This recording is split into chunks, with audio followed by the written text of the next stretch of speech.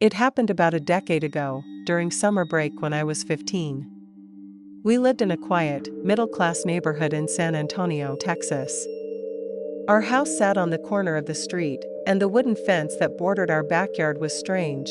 It had horizontal beams forming a loose X pattern, not the vertical posts you'd usually expect. Because of that, the gaps were wide enough that anyone could peek through with ease. One weird thing we kept noticing was the backyard gate on the side near the road.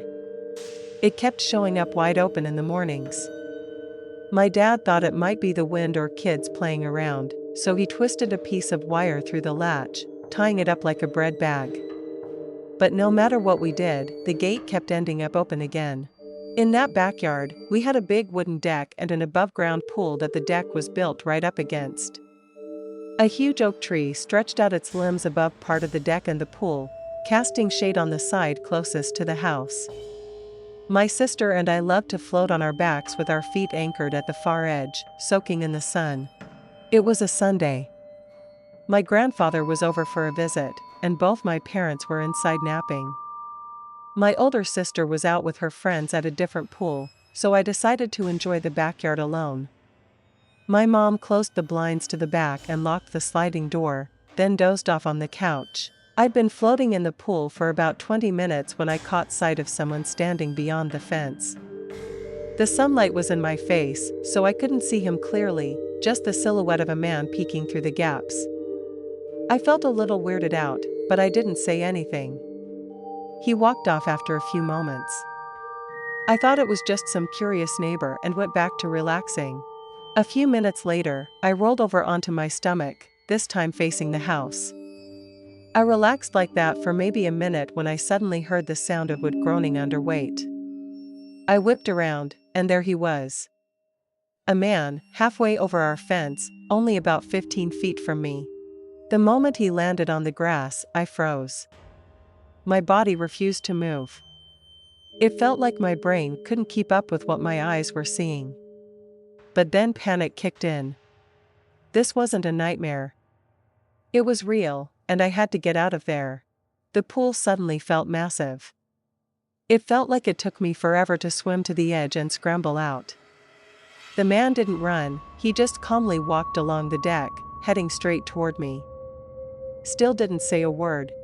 I made it to the back door and began pounding on it, screaming for someone to open up. But it was locked. I kept slamming my fists, sobbing, yelling. Through the glass, I saw my mom wake up in confusion and rush to the door. When she finally opened the door, the man was right behind me, standing just feet away. He still hadn't said a thing.